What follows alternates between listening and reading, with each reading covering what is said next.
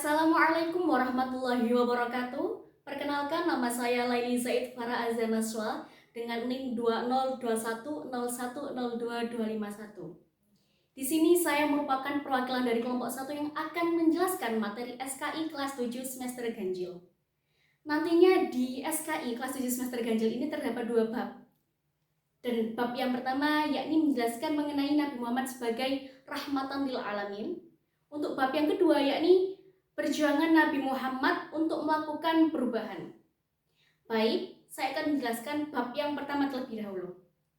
Untuk bab yang pertama tadi kan judulnya yakni Nabi Muhammad sebagai rahmatan lil alamin. Apa sih rahmatan lil alamin itu?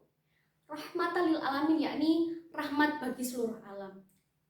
Loh, kenapa kok bisa dikatakan seperti itu? Satu, karena Nabi Muhammad merupakan sebagai pemimpin umat Islam. Yang kedua, Nabi Muhammad merupakan pemilik keadilan. Dan yang ketiga, Nabi Muhammad merupakan cerminan dari Al-Quran. Dan Nabi Muhammad yang karena itu tadi merupakan pemimpin dari umat Islam, maka bisa dikatakan sebagai rahmatan lil alamin, seperti itu. Kemudian menjelaskan mengenai visi dan strategi dakwah Rasulullah ke Mekah.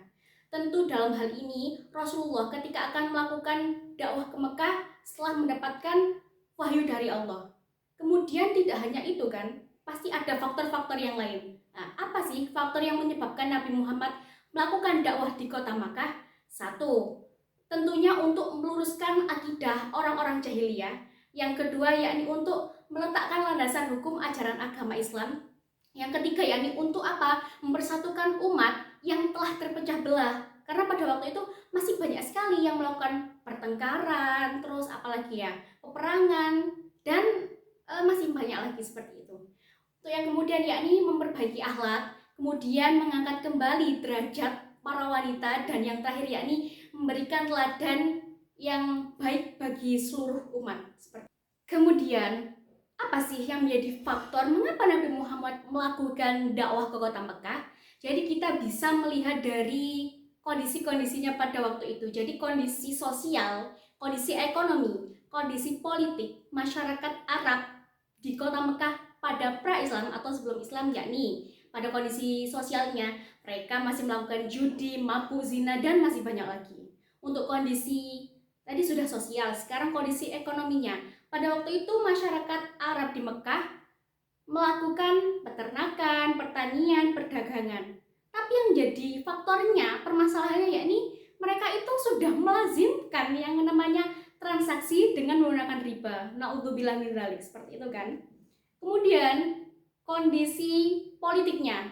Jadi pada waktu itu pemerintahannya itu belum terkenal besar memiliki pemerintahan. Jadi masih seringkali terjadi masih seringkali terjadi yang namanya peperangan antar suku, antar Rasulullah SAW memiliki sifat yang fatonah atau sifat yang cerdas. Tentu dalam hal ini Rasulullah telah menyiapkan misi dan strategi untuk melakukan dakwah di kota Mekah.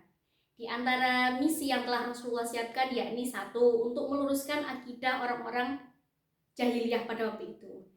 Terus yang kedua, untuk meletakkan landasan hukum, yakni menegakkan ajaran agama Islam, seperti itu. Untuk yang ketiga yakni mempersatukan umat yang telah terpecah belah, dan yang keempat yakni memperbaiki akhlak, dan yang terakhir yakni untuk menjadi teladan dan mengangkat derajat para wanita.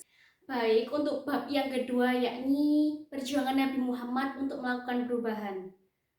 Jadi pada waktu itu kondisi masyarakat Madinah sebelum Islam hampir mirip seperti keadaan masyarakat Arab Mekah pada jahiliyah. Ya, yang membedakan itu pada bagian ekonominya. Jadi pada waktu itu kalau di kota Yastrib, ekonominya itu alhamdulillah karena didorong atau disokong dengan keadaan lahan yang subur, berbeda dengan kota Mekah. Kemudian peristiwa hijrah Nabi Muhammad di kota Madinah atau Yastrib. Jadi tentunya ada faktor yang menyebabkan beliau melakukan dakwah di Madinah, di antaranya yakni karena satu, Yastrib atau kota Madinah ini menjadi kota yang dekat.